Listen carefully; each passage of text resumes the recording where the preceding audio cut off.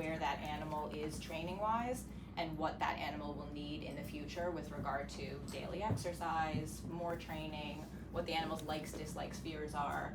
So it's much easier to make an accurate match with a forever home if the animal's in a foster home. We can also do a much better job of paying attention to their medical needs and challenges if they're in a foster home, getting that one-on-one attention. A lot of times if animals are living in a facility full of cages, the people taking care of them do their best but aren't able to give them all of that undivided attention and pay attention to like every little bump and scratch.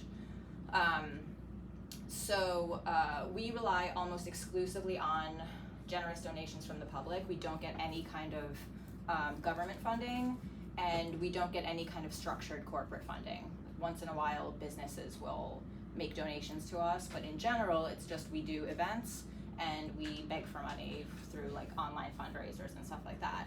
So doing an event like this with you guys is really important to us because we love building new friendships in new areas.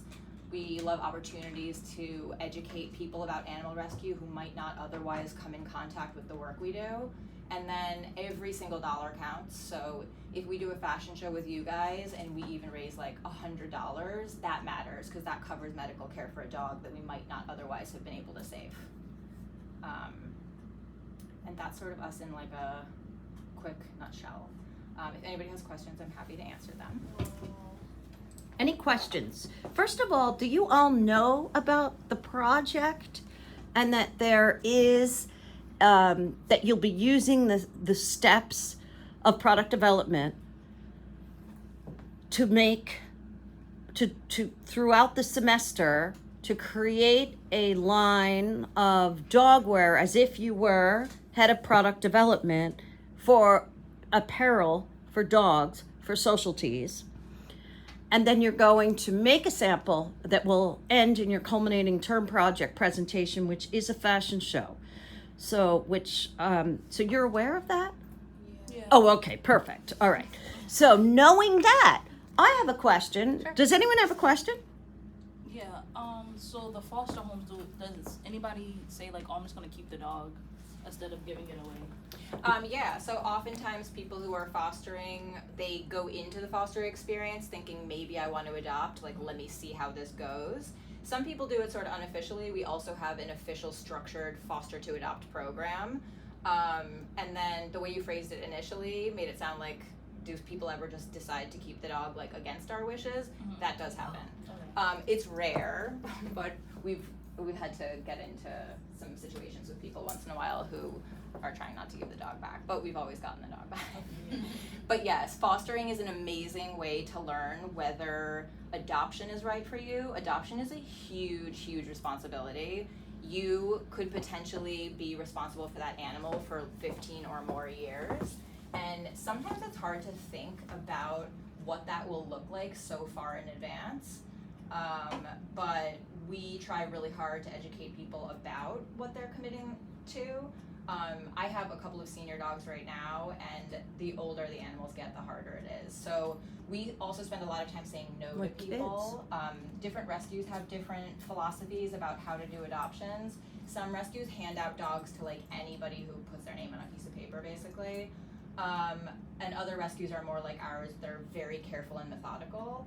And it's not about being controlling for the sake of being controlling. We just really believe in teaching people along the way, both foster parents and adopters, about realistic pet ownership expectations and how to set yourself up for success, because we want people to understand how much time each day they're gonna have to devote to exercising that dog, or how much money they're gonna need to set aside for emergency medical care or basic medical care annually, for instance.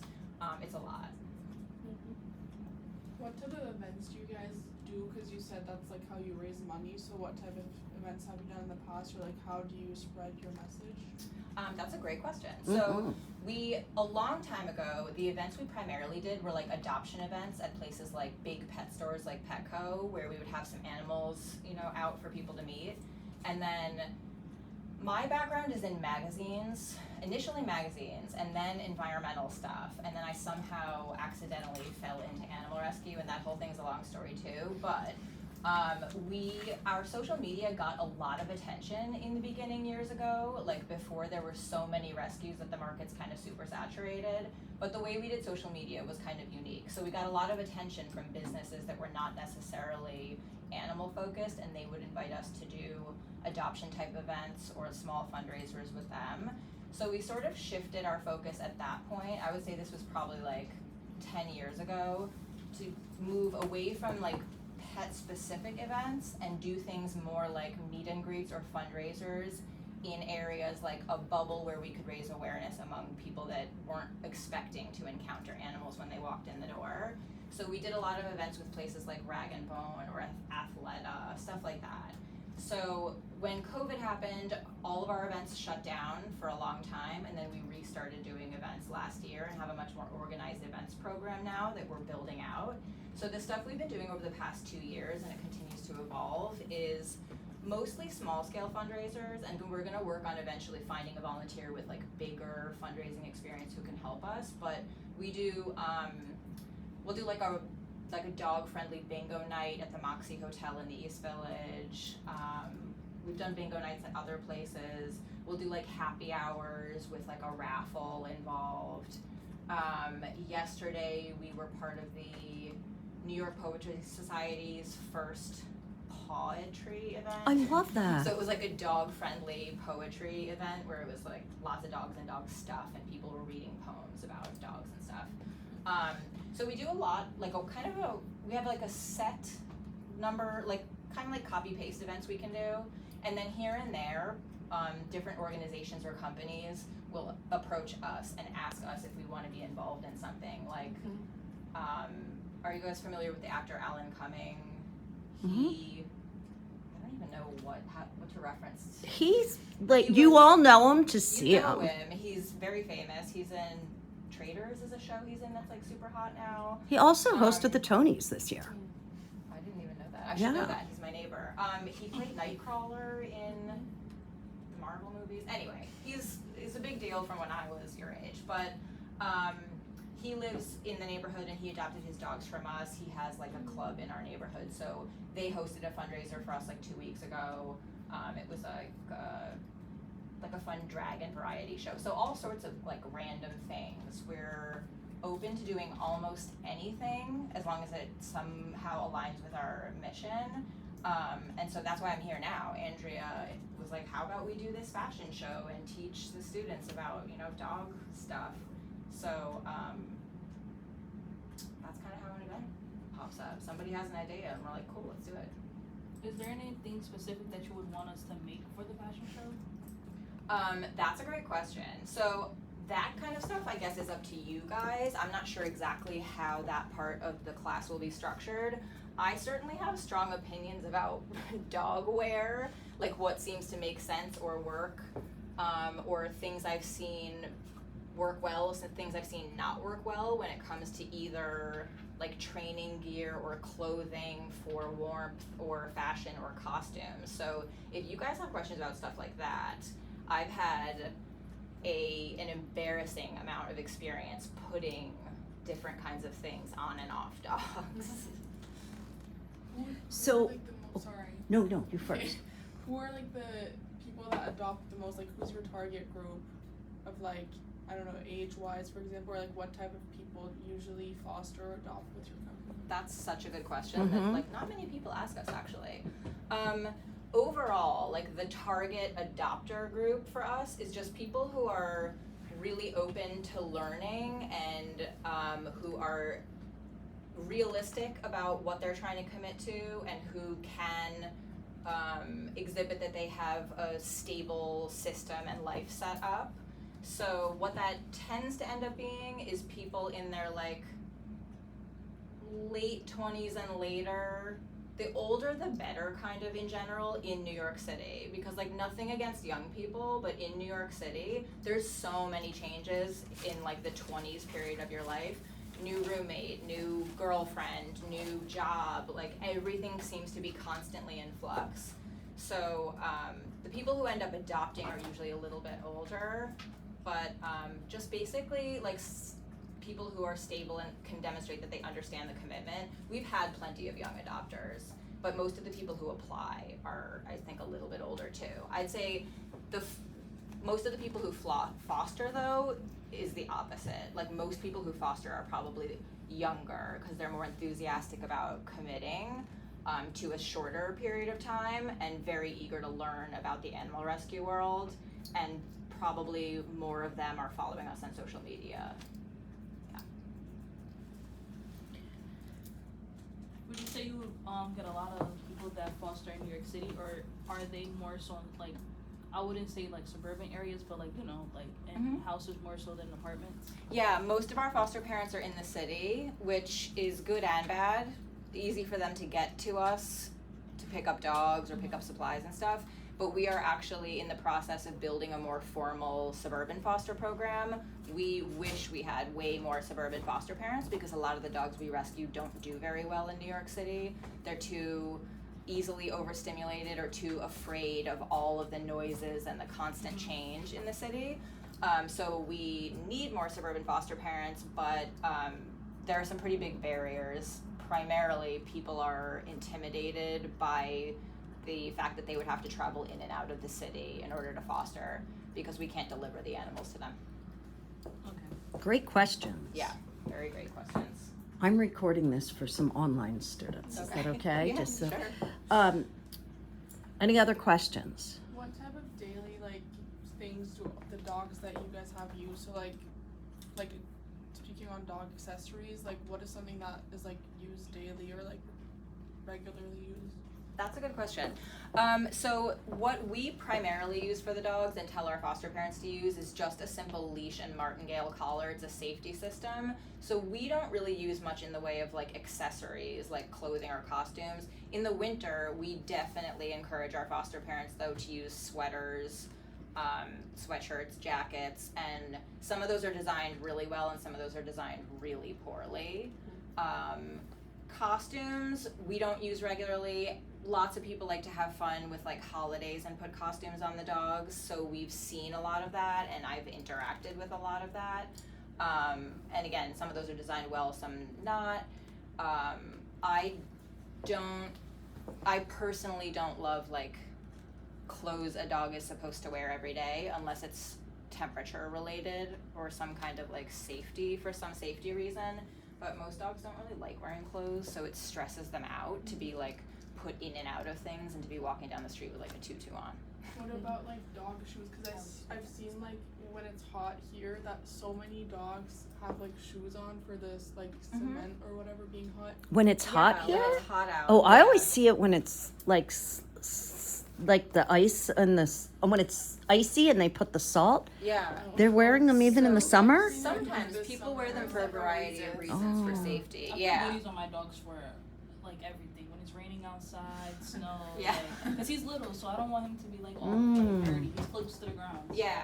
So what I have read is that dogs, the pads of dogs' feet are actually like the flesh is different than the rest of their bodies and then our bodies, where the pads of their feet can withstand much colder temperatures than the rest of their body can.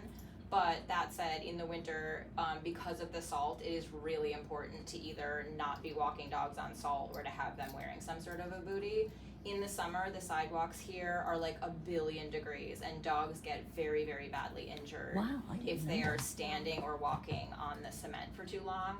We send out safety reminders when it starts to get warm out. So you're supposed to only walk dogs in the shade, like early in the day, later in the day. But some people do put booties on them if they're going for like a longer walk or if they are unable to avoid the sun. But yeah, definitely. Some people do those little balloon booties also, either because they don't like the idea of having dirty dog feet in their house, so they put on shoes every time the dog leaves the house. Or sometimes a dog might have an injury or like a medical condition that they need to cover when they're outside. But inside, it's very important to let dogs' skin breathe, so they shouldn't be wearing anything on any part of their body like all the time. I mean, there are, adding up with that, there are like pros and cons of having dog shoes because it can also cause IVDD. So the back and neck issue. So you have to be very considerate. That's like, interesting. Yeah, I didn't Yeah, know that shoes. either. I know that about certain Yeah. breeds and Yeah. activities. I wasn't aware of Yeah, that with especially shoes. with the flat noses dogs, they can Mhm. they Like can Frenchies. Have, Yeah, they're Frenchie, prone to IBDD. they can Yeah. pug, they Yeah. can have maybe Wow, issues. Laura.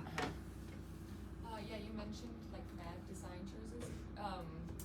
What are some things we should be like conscious about when we're doing the pieces? Is there anything that's uncomfortable for the dogs or just impractical? Yes, hoods are impractical. I hate it when, like dog sweatshirts, they're so cute, like a little hoodie, but the hood, like you're almost never gonna put a hood on a dog. It doesn't really make sense. And every hood I've seen on one of these items, when the dog bends down to sniff something, the hood falls over their face and they lift their head up and their eyes are covered. And so unless the hood is like attached to the back, like I've seen like snaps, Right. but those snaps are generally like a lot of it is just kind of junky quality, so they don't hold very well. The hood is just like a nuisance, and you have to keep bending down and like taking the hood off your dog's face. So that's an example of something I think is just sort of like dumb and annoying and useless, other than for aesthetic reasons. A lot of things like that are also like the cut is maybe not meant to fit many different types of dogs. So you'll see like with a sweater, like the arms are like way too tight for a lot of dogs, or one sweater might be like way too short for most dogs or way too long for most dogs. Something that I'm actually shocked that most sweater and like sweatshirt designing entities seem not that aware of is the bottom, the like belly side often covers or is too close to a male's penis, and then there's pee all over the bottom of this piece of clothing all the time. So if it's for a male dog, the bottom of the clothing should be higher up than if it's for a female, because a male dog's penis is kind of like where you would think a belly button would be. It's like in the middle. So my dog pees just like all over every single piece of clothing I've ever put on him, and he gets cold very easily, so he just smells all the time in the winter. It applies to the back too. When they're pooping, sometimes it's too long. The poop's like rolled over. Yeah, like if the sweater is like draped down Yeah, their that back, happens. you want the sweater to like end above the tail. I was also wondering what works the best for like closures or like the way you put it on. Closures. Yeah. Is it best to like design something that's pull on, or is it Velcro, or like That's a buttons, really or- good question. Great also. question, Laura. So I prefer like, it depends on the fabric a little bit. If the fabric is very stretchy, I like a pull-on thing. If you're doing something like, I've seen like puffer coats that either have a zipper or snaps. In that instance, I prefer them on the back, not the front, because it's much easier to like put the dog's legs through and then snap it up or zip it up the back, versus the front, you're like trying to get under your dog or you're lifting your dog funny. It just makes it much harder. I don't love Velcro because if you have a hairy dog that's shedding, the Velcro gets all full of the hair and it kind of loses its stickiness fairly quickly. I also don't like any kind of like sweater or jacket that has like a D-rings on the back where you're supposed to use it also as like the harness or the leash. Like for some dogs, you know, like a dog that is very unafraid and well trained and like maybe a small senior, like that's okay. But I think a lot of people who are just like the average person buying a sweater or a jacket at a pet store, they might not realize that that's extremely unsafe. Right. So the clothing, if it's clothing, it shouldn't be the harness or the leash, in my opinion. I mean the harness or the collar. And is it better if it's like I guess it probably depends on the dog, but like is it better if it's a collar or like the wraparound thing where you like where The it's on harness? the harness, yeah.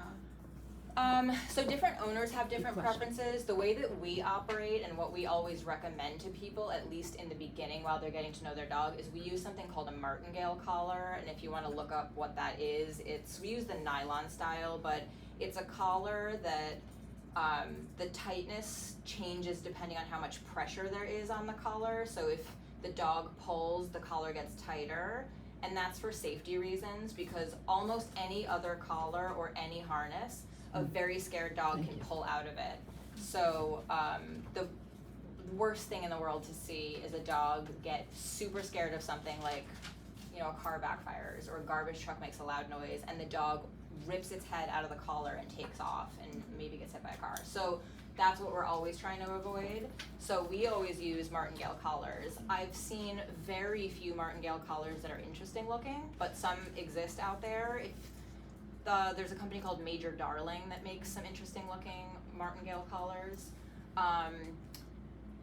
I like harnesses if you know the dog, if you're in a safe area, if the dog is not the kind of dog that's gonna either pull really hard or get afraid and try to yank out. Harnesses are not good for training dogs. A martingale collar is good for training dogs. But there are lots and lots of harnesses out there. My preference for harnesses is the kind that Found My Animal makes. They're pretty like, I'd say in the world of like dog fashion, they make stuff that aligns with my personal tastes, and they were one of the first companies that got, I think, a lot of attention from making something that was very like cool and desirable looking to have. They created like a lifestyle sort of with their products, but their harnesses are super simple, just like thick canvas that you just like snap around the back. I use it for one of my dogs. And those last a really long time. Something I love about that product is it's not, it's like the opposite of planned obsolescence. It gets like better with time because the canvas gets like softer and the colors kind of get a little bit more muted and they get easier to use. And I think I've had the same harness for like 8 years I've been using on my dog, and it's just as intact as it was when I bought it. I'm gonna stop for a second.